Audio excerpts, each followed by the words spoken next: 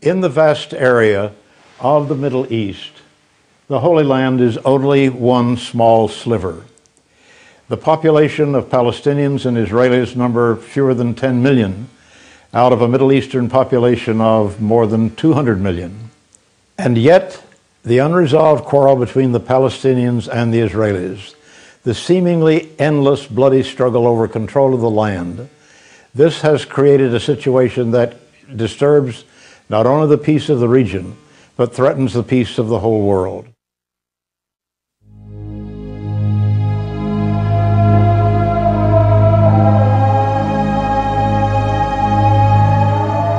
The Holy Land, so it has been called by millions of devout believers over many centuries.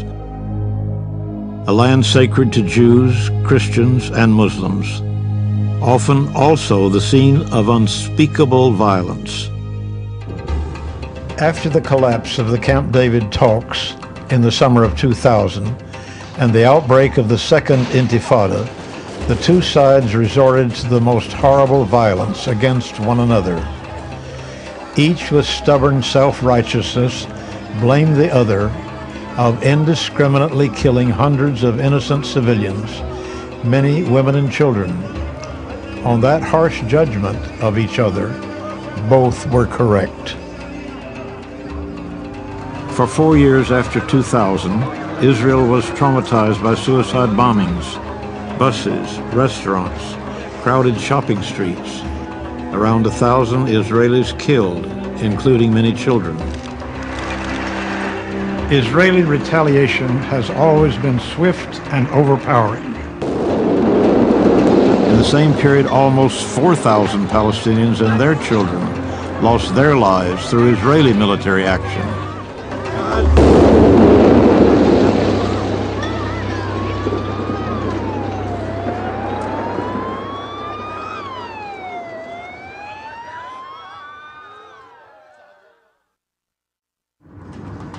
I've watched the tragedy of the conflict from the inside, the pain and suffering and the endless negotiations which never seem to lead to a permanent end to the killing.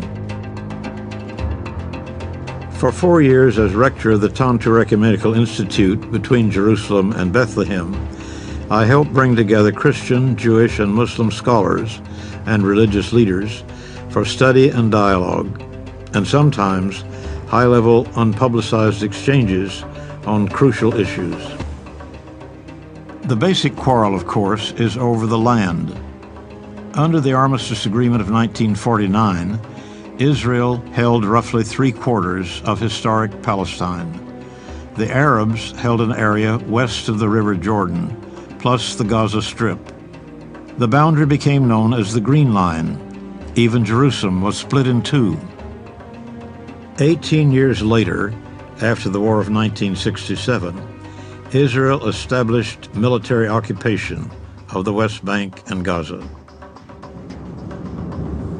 Although they left the Gaza Strip in 2005, the whole of the West Bank remains under Israeli military occupation. This fact incites increasing, continuing anger and resentment among the Palestinians. The whole system is based on occupying force subjugating Palestinian people. If you look at the military laws, if you look at the behavior of the soldiers, if you look at the bureaucratic approach of the system here. On the other hand, Israelis insist that there is now no alternative to a military occupation. Although we try and deny it, the reason that these people have to be there is because if they weren't there, our families and our children and ourselves would be vulnerable targets and would, as we've seen only too many times, be blown to pieces. A major issue is the separation barrier built by the Israelis. It's going to be 400 miles long. The purpose is to separate the Palestinians on the West Bank from the Israelis. It's where we can most effectively stop the terrorists getting to the Jews and the Israelis that are targets for them wherever they are, on either side of the Green Line. It is constructed in the middle of the neighborhood You can see on the right side Palestinian neighborhoods, and on the left side it's Palestinian neighborhoods. So the wall is constructed between Palestinian.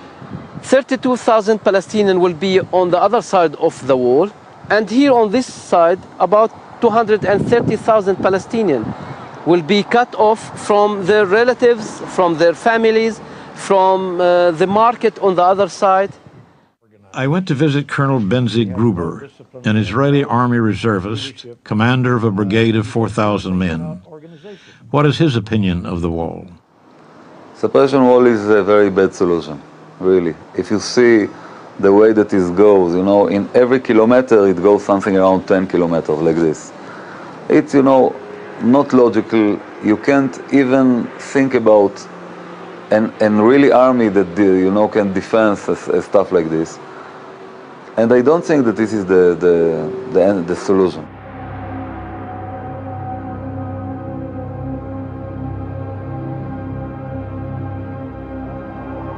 It has become the symbol of everything the Palestinians hate most about the Israeli occupation.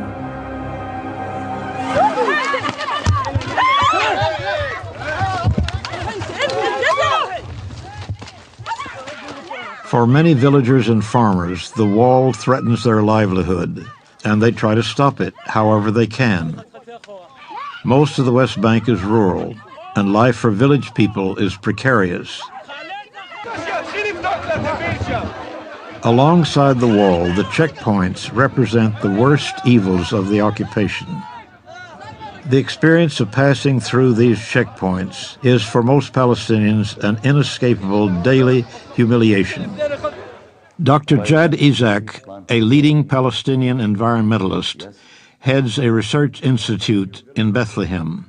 When you see the Palestinians, what they are subjected to, when I have to spend 1 hour every time on the checkpoint going outside Bethlehem, and then another 1 hour getting into Ramallah, and a similar treatment going back, and for no reason to be humiliated by the Israeli soldiers as a result of me trying to get from Bethlehem to Ramallah. I go back home at the end of the day so full of anger and so full of bitter feelings that, you know, I have to utilize a lot of efforts to quench this little demon in me who wants to go and revenge. Every day, our security officials are asking themselves, well, maybe today we can allow in people who are over the age of 30, or people who are married and have children because they're less of a security risk. And then we'll have an incident like we had 2 weeks ago with a woman who was smuggling in explosives under her baby.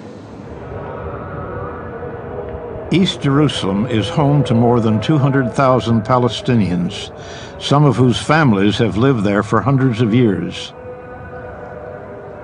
Their long-term status, however, is seriously in doubt. One of the difficulties which Palestinians are facing is the house demolition policy by the Israeli Jerusalem municipality. Last year, for example, more than 150 houses was demolished by the municipality under the pretext that it is built without permit. This is an example of house demolition. You can see it on the... And in this way, less and less Palestinian population are in East Jerusalem.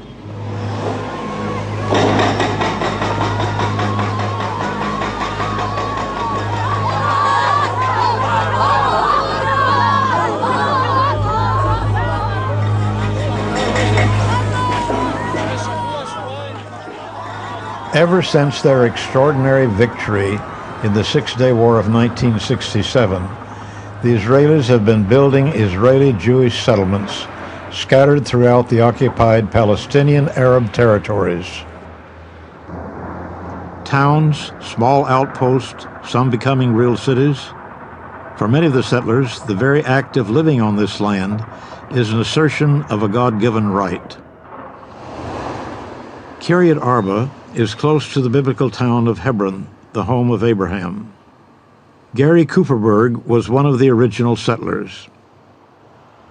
If you look in the Bible, it's very clearly written that God promised this land to Abraham as an eternal inheritance for him and his children. This vacant hillside became the first major community to be built in the lands that we redeemed in 1967. In new neighborhoods around Jerusalem and across the West Bank now live Israeli Jews on lands taken over from the Palestinians. How, ask the Palestinians, can you ever create a viable state with permanent Jewish settlements scattered throughout the proposed new Palestine?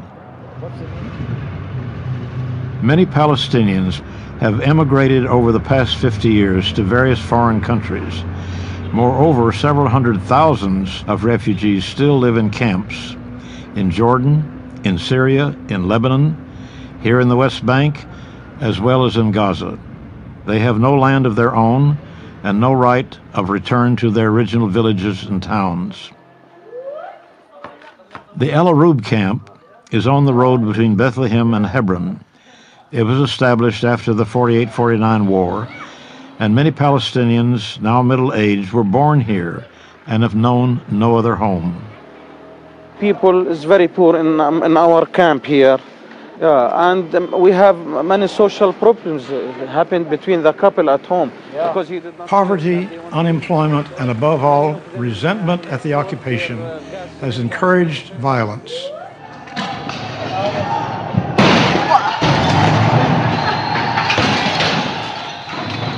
All over the West Bank and Gaza, young Palestinians took to the streets in anger and frustration.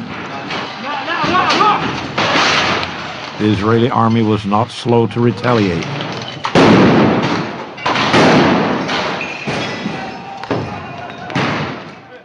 Oppressive measures which we are subjected to every day are driving Palestinians into extremism and fundamentalism. A number of extremist organizations, such as Islamic Jihad and the Al-Aqsa Brigade, are well armed. They appeal to young men already seething with anger, who embrace the message that nothing can change Israeli policies except armed resistance. The world was shocked to discover how great is the voter appeal of Hamas. I went to Gaza to meet the Hamas leader, Dr. Mahmoud al-Zahar. In 2003, he survived an assassination attempt by the Israelis that took the life of his son. What anybody will expect from people like us if their house is demolished, if their son killed, if their trees are removed, if they change Gaza into a big prison. We started by peaceful method, and when the international community neglected our national demand, and when the Israeli treated our national demand very aggressively, we resorted to run a self-defense by using gun. The ultimate and most terrifying form of armed resistance is suicide bombing. Do the people who support suicide bombing believe that this will win them popular support? The question is not popularity. The question how to convince the other side that their occupation is costing them too much. The aim is to push the Israeli outside. Now, when we succeeded to push them outside Gaza Strip, we stopped that. So it's not our intention to kill a civilian. I have known Hanan Ashrawi for many years. She was long the most respected public voice of the PLO. I put it to her that the Israelis will not talk while the violence continues. So far, they have succeeded in holding the peace process hostage to this mentality on the one hand. And on the other, they have provoked tremendous violence by acts of incitement, like shelling, bombing, house demolitions, uprooting trees, destroying crops, assassinating political leaders, placing all the Palestinians under closure in a state of total immobility, a prison. And then they wonder, why are some Palestinians reacting violently? And so they want to have the right to exercise violence against the captive population and the right to make non-violence on the part of the Palestinians a precondition for the Palestinians to qualify for talks, let alone for statehood. Close to half of all Palestinians live below the poverty line. Serious unemployment contributes to the attraction to violence. In Ramallah, a group of young Palestinians have formed an organization called Sharik to help other young people do something constructive. You open, close, save as, وكمان أمور تانية من الشغلات. They have raised money for computer training. Jobs are easier to find for those who can use a computer. New white page. To help village women out of their poverty and frustration, they teach them how to turn their surplus olive oil into soap. The project was getting the skills of how to produce the olive oil soap. So we're talking about 40 young women who received a full training on producing the olive oil soap and the bottling of the extra virgin of the olive, and also the herbs drying and packaging. So we're talking about 40 young women from different villages. Many Israelis put themselves on the line to help build trust between both sides. Rabbi Sherman heads an organization called Rabbis for Human Rights. On this particular day, we were at a demonstration. I get a call and I'm told to come over to this neighborhood in the village because a young boy has been caught by the border police. He's being beaten. So I and 3 other Israelis make our way to where this is happening. I see this young boy strapped to the windshield of one of the Jeeps, shivering in fear, unsuccessfully trying to keep back the tears. Who knows what he thinks about all Israelis, perhaps all Jews.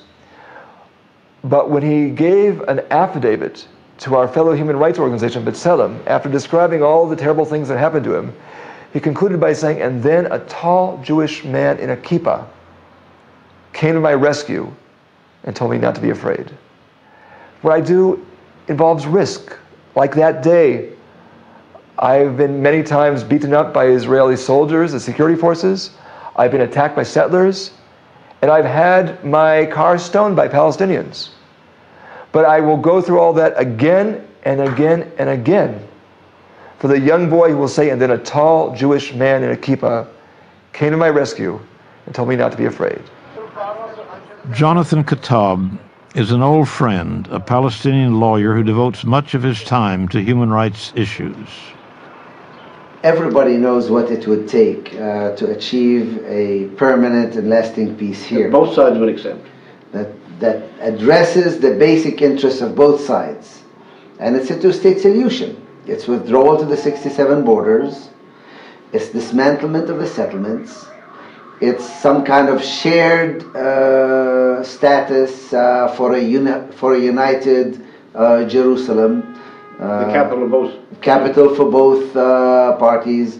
The West Bank, Gaza will have to be demilitarized to remove any security threat for Israel. Some solution has to be reached for the refugee problem, some qualified return, some compensation, some settlement for the Palestinian refugees. I think everybody knows what it takes. The question is there the political will to implement it? I don't think any difference now between the majority of Israelis and Palestinians in understanding that we have to find some accommodation for both people. And from that point of view, I think there's been immense progress over the last 10, 20 years. And there are two possibilities of how to do it. One is to acknowledge and then to implement the Palestinian right to self-determination, and to make sure that that solution, the two-state solution, is a just and fair solution which allows for the creation of a viable Palestinian state alongside Israel on the 1967 boundaries, and if there are any changes, they're by agreement on a swap basis. And on the Israeli side, there is the need to maintain a democratic state with a Jewish majority, which can only be achieved through the creation of a Palestinian state alongside Israel. Deeply embedded into the whole conflict, of course, are issues and symbols of religion. None is more emotionally powerful than the issue of Jerusalem. In addition to being the central holy shrine for Jews and for Christians, Jerusalem is also sacred to Muslims. In the holy month of Ramadan, an endless stream of worshippers winds its way through the old city on the way to pray at the Al-Aqsa Mosque. This is the third most holy Islamic shrine in the world. For the Jews, this is the Temple Mount, the site of King Solomon's temple, which some ultra-Orthodox Jews now want to restore at the expense of the mosque. Its western wall is sacred beyond measure, the closest spot to the Holy of Holies in the ancient temple. Any settlement would have to work out how both sides would share the city. We have Jerusalem, which is a very difficult issue because of the symbolism of Jerusalem, but we've seen the negotiations and the talks between Israelis and Palestinians, both at the formal level of the negotiations, track 1, and all kinds of track 2. We come to more or less the Clinton parameters of what's Arab to the Palestinians, what's Jewish to the Israelis. The Temple Mount, Haram al-Sharif, will be under some kind of Islamic embodiment with Palestinian control of it. The Western Wall, the Kotel under Israel. This is workable, it's doable, and I think that if there's a belief on both sides that peace is possible, it will also be accepted. The question of the settlements and their future is perhaps the single most critical issue that has to be solved if peace is ever to come. Despite the convictions of a deeply committed ideological minority, more and more settlers are now so fed up with the tensions and the conflict that they are prepared to move out of the settlements if a clear path to peace can be found. Colonel Gruber lives in Efrat, a large settlement near Jerusalem, to which he came 21 years ago.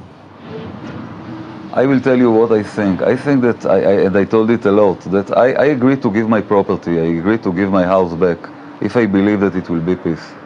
If there would be peace. Sure, if I agree to risk my life in the in the army, if I agree that my children will serve in the army, so not to give the property for peace, I will give it.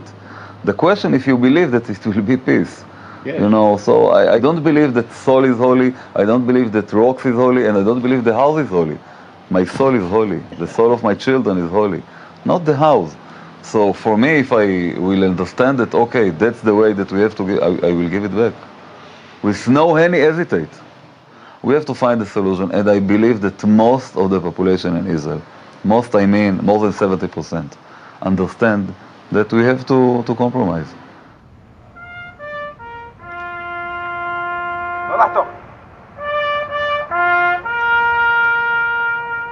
Remarkably, in 2005, in a dramatic and controversial shift in policy, Prime Minister Ariel Sharon decided to pull out 8,000 Israeli settlers and the entire occupying force from the Gaza Strip. Fiercely resisted by many settlers, but supported by most Israelis, the withdrawal was finally achieved without bloodshed. Well, 7 years ago, on the 4th of September 1997, we lost our daughter to Palestinian suicide bombers who blew themselves up in Ben Yehuda Street in Jerusalem. And this have changed our lives totally. And from this enormous pain, from this tragedy, we decided to do something with it in order to try and prevent more bereavedness, more pain. So we are engaged in an organization which is called the Bereaved Families Forum for Peace, an Israeli-Palestinian joint organization, which tries to create hope out of this endless pain. What kinds of things specifically do you do? What activities do you carry out? Oh, so many things. The most important thing that we do is lectures at high school. Last year we gave more than 1,000 lectures. In Israel? In Israel and in Palestine. And in Palestine. Yeah, we step into an Israeli or a Palestinian class, usually together with the Palestinian partner, and talk about hope, talk about reconciliation, talk about dialogue.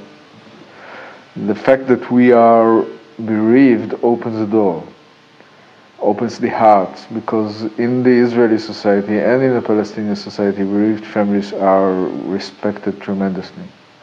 And this is it, this is the basic of it, looking forward and trying to solve this matter. And the only way to solve it is by listening. To the other. Yeah, by understanding. You don't have to accept everything, but you have to listen. You have to try and understand. And the basic problem, the essence of everything, is the total blindness of the two sides to the narrative and the pain of the other. And the greatest danger to the future of Israel, the Jewish democratic state in the future, is the continuation of the occupation. And the occupation goes on with the American support.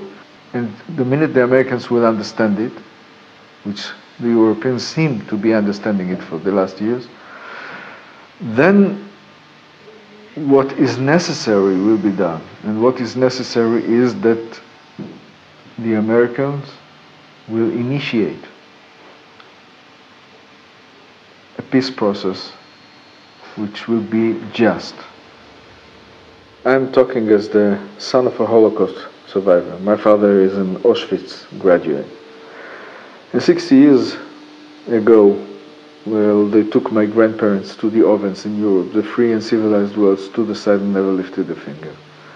And today, while these two crazy people are massacring each other, the free and civilized world is still standing aside and almost doing nothing, not only that, by supporting one side almost unconditionally.